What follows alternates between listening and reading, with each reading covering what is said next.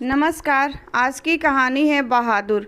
सहसा मैं काफ़ी गंभीर था, जैसा कि उस व्यक्ति को हो जाना चाहिए जिस पर एक भारी दायित्व आ गया हो। वह सामने खड़ा था और आंखों को बुरी तरह मटका रहा था। 12-13 वर्ष की उम्र, ठिगना शरीर, गोरा रंग और चपटा मुंह। वह सफ़ेद नेकर, आधी बांह की सफ़ेद कमीज और भूरे रंग का पुराना जूता पहने था। उसके गले में स्काउटों की तरह एक रुमाल बंधा था। उसको घेर कर परिवार के अन्य लोग खड़े थे। निर्मला चमकती दृष्टि से कभी लड़के को देखती और कभी मुझको और अपने भाई को। निश्चय ही वह पंच बराबर हो गई थी। उसको लेकर मेरे साले साहब आए थे।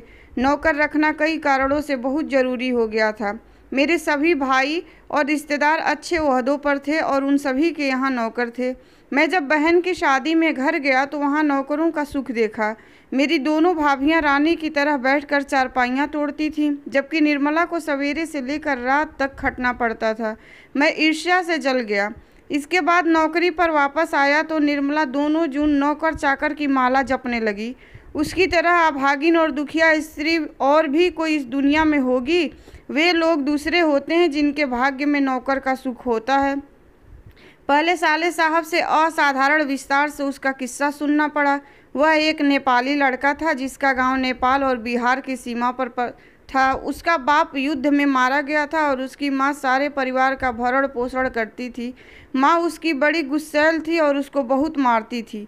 माँ चाहती थी कि लड़का घर के काम धाम में हाथ बटाए, जबकि वह पहाड़ या जंगलों में निकल जाता और पेड़ों पर चढ़कर चिड़ियों के घोंसलों में हाथ डालकर उनके बच्चों को पकड़ता या फल तोड़ तोड़ कर खाता। कभी वह पशुओं को चराने के लिए ले जाता था। उसने एक बार उस भैंस को बहुत मारा जिसको उसकी माँ बहुत प्यार करती थी और इसीलिए उससे वह बहुत चिढ़ता था। मार खाकर भैंस भागी भागी उसकी माँ के पास चली गई, जो कुछ दूरी पर एक खेत में काम कर रही थी। माँ का माथा ठनका, बेचारा बेजवान जानवर चरना छोड़कर यहाँ क्यों आएगा? जरूर लौंडे ने उसको काफ़ी मारा होगा। वह गुस्से से पागल हो गई। जब लड़का आया तो माँ ने भैंस की मार का कल्पना अनुमान करके एक डंडे से उसकी दुगनी पिटाई की और उसको वहीं कराहता हुआ छोड़कर घर लौट आई। लड़के का मन माँ से फट गया और वह रात भर जंगल में छिपा रहा। जब सवेरा होने को आया तो वह घर पहुंचा और किसी तरह अंदर चोरी चुपके घुस गया। फिर उसने घी की हांडिया में हाथ डालकर माँ के रखे रुपयों में से 2 रुपये निकाल लिए। अंत में 9-2-11 हो गया। वहाँ से 6 मील की दूरी पर बस स्टेशन था जहाँ गोरखपुर जाने वाली बस मिलती थी। तुम्हारा नाम क्या है जी? मैंने पूछा। दिल बहादुर साहब। उसके स्वर में एक मीठी झंझनाहट थी। मुझे ठीक ठीक याद नहीं कि मैंने उसको क्या हिदायतें दी थी। शायद यह कि शरारतें छोड़कर ढंग से काम करे और उस घर को अपना घर समझे। इस घर में नौकर चाकर को बहुत प्यार और इज्जत से रखा जाता है। अगर वह यहाँ रह गया तो ढंग शऊर सीख जाएगा, घर के और लड़कों की तरह पढ़ लिख जाएगा और उसकी ज़िंदगी सुधर जाएगी। निर्मला ने उसी समय कुछ व्यवहारिक उपदेश दे डाले थे। इस मोहल्ले में बहुत तुच्छ लोग रहते हैं। वह न किसी के यहाँ जाए और न किसी का काम करे। कोई बाजार से कुछ लाने को कहे तो वह अभी आता हूँ कहकर अंदर खिसक जाए। उसको घर के सभी लोगों से सम्मान और तमीज़ से बोलना चाहिए, और वह भी बहुत सी बातें। अंत में निर्मला ने बहुत ही उदारतापूर्वक लड़के के नाम में से दिल शब्द उड़ा दिया। परंतु बहादुर बहुत ही हंसमुख और मेहनती निकला। उसकी वजह से कुछ दिनों तक हमारे घर में वैसा ही उत्साहपूर्ण वातावरण छाया रहा जैसा कि प्रथम बार तोता मैना या पिल्ला पालने पर होता है। सवेरे सवेरे ही मोहल्ले के छोटे छोटे लड़के घर के अंदर आकर खड़े हो जाते और उसको देखकर हंसते या तरह तरह के प्रश्न करते। ऐ तुम लोग छिपकली को क्या कहते हो? ऐ तुमने शेर देखा है? ऐसी ही बातें।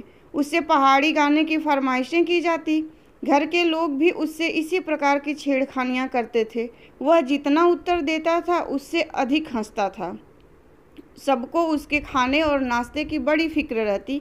निर्मला आंगन में खड़ी होकर पड़ोसियों को सुनाते हुए कहती थी, बहादुर आकर नाश्ता क्यों नहीं कर लेते?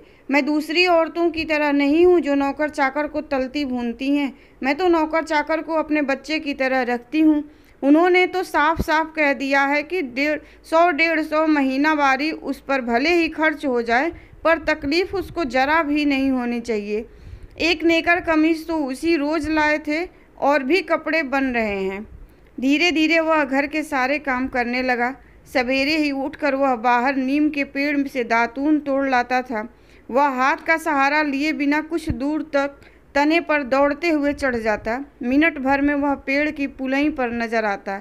निर्मला छाती पीट कर कहती थी, अरे रीछ बंदर की जात, कहीं गिर गया तो बड़ा बुरा होगा। वह घर की सफाई करता, कमरों में पोंछा लगाता, अंगीठी जलाता, चाय बनाता और पिलाता। दोपहर में कपड़े धोता और बर्तन मलता। वह रसोई बनाने की भी जिद करता, पर निर्मला स्वयं सब्जी और रोटी बनाती। निर्मला की उसको बहुत फिक्र रहती थी। उसकी उन दिनों तबीयत ठीक नहीं रहती थी, इसलिए वह कुछ दवा ले रही थी। बहादुर उसको कोई काम करते देखकर कहता था, माताजी मेहनत न करो, तकलीफ बढ़ जाएगा। वह कोई भी काम करता होता, समय होने पर हाथ धोकर भालू की तरह दौड़ता हुआ कमरे में जाता और दवाई का डिब्बा निर्मला के सामने लाकर रख देता। जब मैं शाम को दफ्तर से आता तो घर के सभी लोग मेरे पास आकर दिन भर के अपने अनुभव सुनाते थे। बाद में वह भी आता था। वह एक बार मेरी ओर देखकर सिर झुका लेता और धीरे धीरे मुस्कुराने लगता। वह कोई बहुत ही मामूली घटना की रिपोर्ट देता। बाबूजी, बहन जी का एक सहेली आया था, या बाबूजी, भैया सिनेमा गया था। इसके बाद वह इस तरह हंसने लगता गोया बहुत ही मज़ेदार बात कह दी हो। उसकी हंसी बड़ी कोमल और मीठी थी, जैसे फूल की पंखुड़ियाँ बिखर गई हों। मैं उससे बातचीत करना चाहता था, पर ऐसी इच्छा रहते हुए भी मैं जानबूझकर बहुत गंभीर हो जाता था और दूसरी ओर देखने लगता था। निर्मला कभी कभी उससे पूछती थी, बहादुर, तुमको अपनी माँ की याद नहीं आती? नहीं, क्यों? वह मारता क्यों था इतना? कहकर वह खूब हंसता था, जैसे मार खाना खुशी की बात हो। तब तुम अपना पैसा माँ के पास कैसे भेजने को कहते हो? माँ बाप का कर्जा तो जन्म भर भरा जाता है। वह और भी हंसता था। निर्मला ने उसको एक फटी पुरानी दरी दे दी थी। घर से वह एक चादर भी ले आया था। रात को काम धाम करने के बाद वह भीतर के कमरे में एक टूटी हुई बंसखट पर अपना बिस्तर बिछाता था। वह बिस्तरे पर बैठ जाता और अपनी जेब में से कपड़े की एक गोल सी नेपाली टोपी निकालकर पहन लेता, जो बाईं ओर को काफ़ी झुकी रहती थी। फिर वह एक छोटा सा आईना निकालकर बंदर की तरह उसमें अपना मुंह देखता था। वह बहुत ही प्रसन्न नजर आता था। इसके बाद कुछ और भी चीज़ें उसकी जेब से निकलकर उसके बिस्तर पर सज जाती थीं। कुछ गोलियां, पुराने ताश की एक गड्डी, कुछ खूबसूरत पत्थर के टुकड़े, ब्लेड, कागज़ की नामें। वह कुछ देर तक उनसे खेलता था। उसके बाद वह धीमे धीमे स्वर में गुनगुनाने लगता था। उन पहाड़ी गानों का अर्थ हम समझ नहीं पाते थे, पर उनकी मीठी उदासी सारे घर में फैल जाती, जैसे कोई पहाड़ की निर्जनता में अपने किसी बिछुड़े हुए साथी को बुला रहा हो। दिन मज़े में बीतने लगे। बरसात आ गई थी। पानी रुकता था और बरसता था। मैं अपने को बहुत ऊंचा महसूस करने लगा था। अपने परिवार और संबंधियों के बड़प्पन तथा शान बान पर मुझे सदा गर्व रहता था। अब मैं मोहल्ले के लोगों को पहले से भी तुच्छ समझने लगा। मैं किसी से सीधे मुंह बात नहीं करता, किसी की ओर ठीक से देखता भी नहीं था। दूसरे के बच्चों को मामूली सी शरारत पर डांट डपट देता। कई बार पड़ोसियों को सुना चुका था, जिसके पास कलेजा है वही आजकल नौकर रख सकता है, घर के सवांग की तरह रहता है। निर्मला भी सारे मोहल्ले में शुभ सूचना दे आई थी। आधी तनख्वाह तो नौकर पर ही खर्च हो रही है, पर रुपया पैसा कमाया किस लिए जाता है?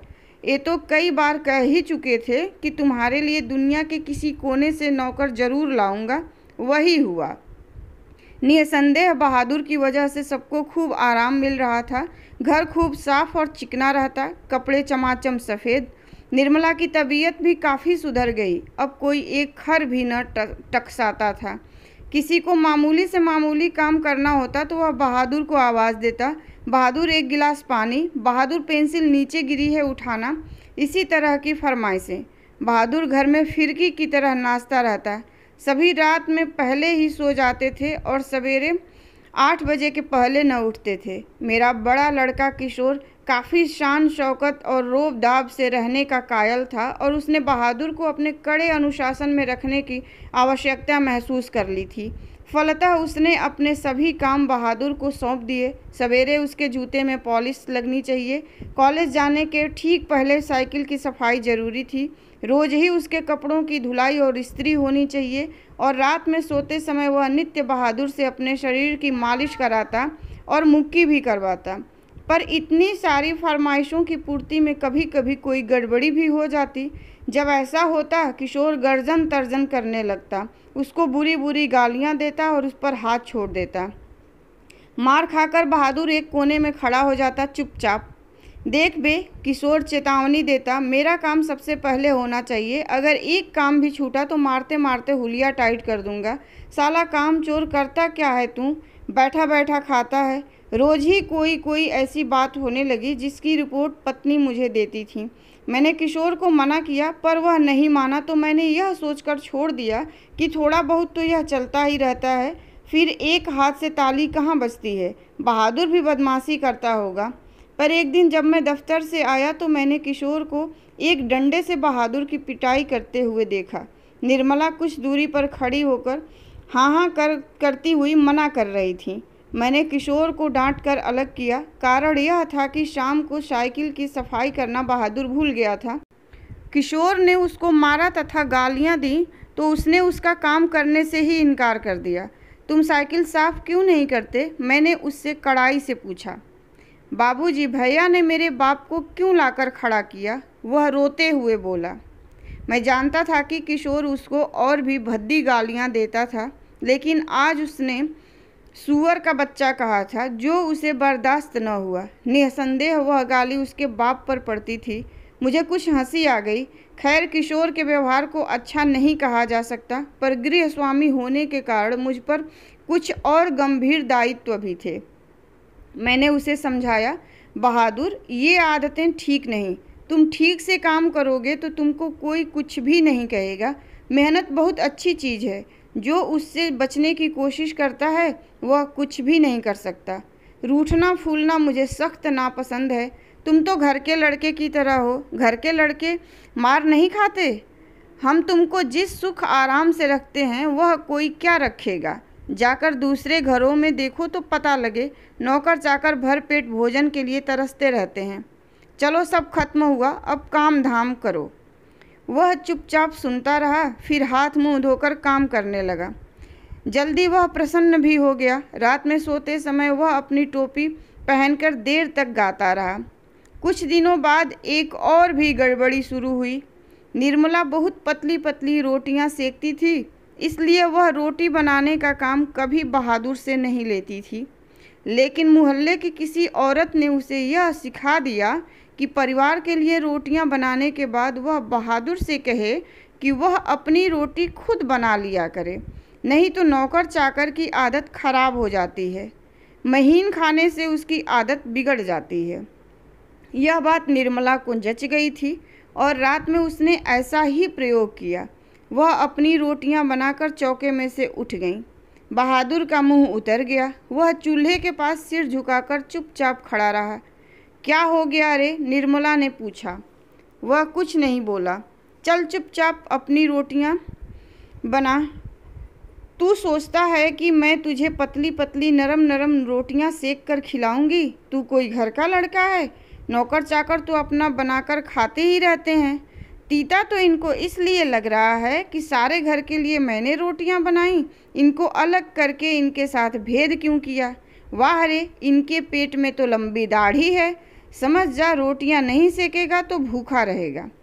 पर बहादुर उसी तरह खड़ा रहा तो निर्मला का गुस्से से बुरा हाल हो गया। उसने लपक कर उसके गाल पर 2-3 थप्पड़ जड़ दिए। सूअर कहीं के, इसीलिए तुझे किशोर मारता है, इसी वजह से तेरी माँ भी मारती होगी। चल बना रोटी। मैं नहीं बनाऊंगा। मेरी माँ भी सारे घर की रोटियां बनाकर मुझसे रोटी सेकवाती थी। वह रोने लगा था। तो क्या मैं तेरी माँ हूँ कि तू मुझसे जिद कर रहा है? घर के लड़कों के बराबर बन रहा है। मारते मारते मुंह रंग दूंगी। पर उसने अपने लिए रोटी नहीं बनाई। मुझे भी बड़ा गुस्सा आया। मैंने उसको डांटा और समझाया, पर वह नहीं माना। रात भर वह भूखा ही रहा, पर सवेरे उठकर वह पहले की तरह ही हंसने लगा। उसने अंगीठी जलाकर अपने लिए रोटियां सेकीं। अपनी बनाई मोटी और भद्दी रोटियों को देखकर वह खिलखिलाने लगा। फिर रात की बची हुई सब्जी से उसने खाना खा लिया। लेकिन निर्मला का भी हाथ खुल गया था। वह उससे कुछ चिढ़ भी गई थी। अब बहादुर से कोई भी गलती होती तो वह उस पर हाथ चला देती। उसको मारने वाले अब घर में 2 व्यक्ति हो गए थे। वह और कभी कभी एक गलती के लिए उसको दोनों मारते। बरसात बीत गई थी। आकाश दर्पण की तरह स्वच्छ दिखाई देता। मैंने बहादुर की माँ के पास चिट्ठी लिखी थी कि उसका लड़का मेरे पास मज़े में है और मैं उसकी तनख्वाह के पैसे उसके पास भेज दिया करूँगा। लेकिन कई महीने के बाद भी उधर से कोई जवाब नहीं आया था। मैंने बहादुर से कह दिया था कि उसका पैसा यहाँ जमा रहेगा, जब वह घर जाएगा तो लेता जाएगा। पर अब बहादुर से भूल गलतियाँ अधिक होने लगी थीं। शायद इसका कारण मारपीट और गाली गलौज हो। मैं कभी कभी इसको रोकना चाहता, फिर यह सोचकर चुप लगा जाता कि नौकर चाकर तो मारपीट खाते ही रहते हैं। एक दिन रविवार को मेरी पत्नी के एक रिश्तेदार आए। वह बीवी बच्चों के साथ आए थे। वह अपने किसी खास संबंधी के यहाँ आए थे तो यहाँ भी भेंट मुलाकात करने के लिए चले आए थे। घर में बड़ी चहल पहल मच गई। मैं बाजार से रोहू मछली और देहरादूनी चावल ले आया। नाश्ता पानी के बाद बातों की जलेबी छनने लगी। पर इसी समय एक घटना हो गई। अचानक उस रिश्तेदार की पत्नी नीचे फर्श पर झुककर देखने लगी। फिर उन्होंने चारपाई के अंदर झांक कर देखा। अंत में कमरे के अंदर गईं और फर्श पर पड़े हुए कागज़ों को उठाकर जांच पड़ताल करने लगी। क्या बात है? मैंने पूछा। रिश्तेदार की पत्नी ज़बरदस्ती मुस्कुराकर मजबूरी में सिर हिलाते हुए बोली, क्या बताएं, 11 रुपये साड़ी के खूंट से निकाल कर यहीं चारपाई पर रखे, पर वे मिल नहीं रहे हैं। आपको ठीक याद है ना? हाँ हाँ, खूब अच्छी तरह याद है। ये रुपए मैंने खूंट में बांध कर रखे थे। रिक्शे वाले को देने के लिए खूंट खोला ही था। फिर वे रुपए चारपाई पर रख दिए थे कि 4 रुपये की मिठाई मंगा लूँगी और कुछ बच्चों के हाथ पर रख दूँगी। रास्ते में कोई ढंग की दुकान नहीं मिली थी, नहीं तो उधर से ही लाती। किसी के यहाँ खाली हाथ जाने में अच्छा भी नहीं लगता। बताइए, अब तो मैं कहीं की न रही। फिर मेरी ओर झुककर धीमे स्वर में कहा था, जरा उससे पूछिए ना। वह इधर आया था। कुछ देर तक वह यहाँ खड़ा था, फिर तेज़ी से बाहर चला गया था। अरे नहीं, वो ऐसा नहीं है, मैंने कहा। You do not know this people are expert in this art, रिश्तेदार ने कहा। मैंने बहादुर की ओर तिरछी दृष्टि से देखा। वह सिर झुकाकर आटा गूँथ रहा था।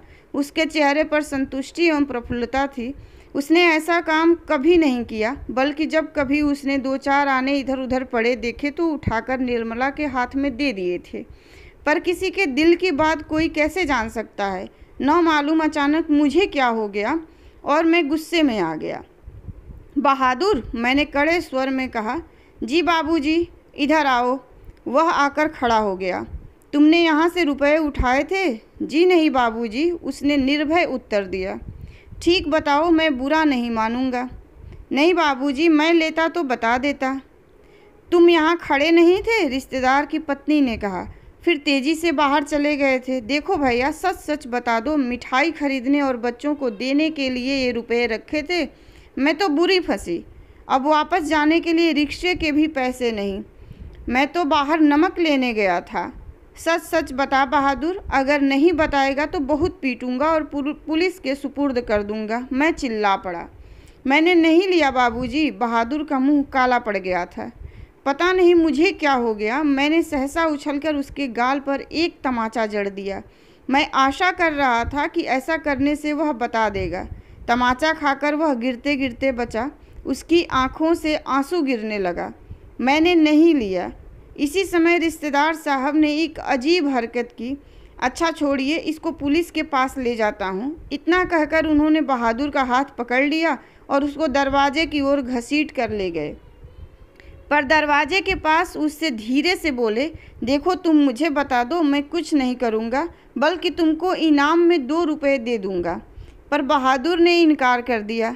इसके बाद रिश्तेदार साहब 2-3 बार उसको दरवाजे की ओर खींच कर ले गए, जैसे पुलिस को देने ही जा रहे हैं। लेकिन आगे बढ़कर वह रुक जाते और उससे धीमे धीमे शब्दों में पूछताछ करने लगते। अंत में हारकर उन्होंने उसको छोड़ दिया और वापस आकर चारपाई पर बैठते हुए हंसकर बोले, जाने दीजिए, ये सब बड़े घाघ होते हैं। किसी झाड़ी वाड़ी में छिपा आया होगा या ज़मीन में गाड़ आया होगा। मैं तो इन सबों को खूब जानता हूँ। भालू बंदर से कम थोड़े होते हैं ये। चलिए, इतना नुकसान लिखा था। इसके बाद निर्मला ने भी उसको डराया धमकाया और 2-4 तमाचे जड़ दिए, पर वह नहीं करता रहा।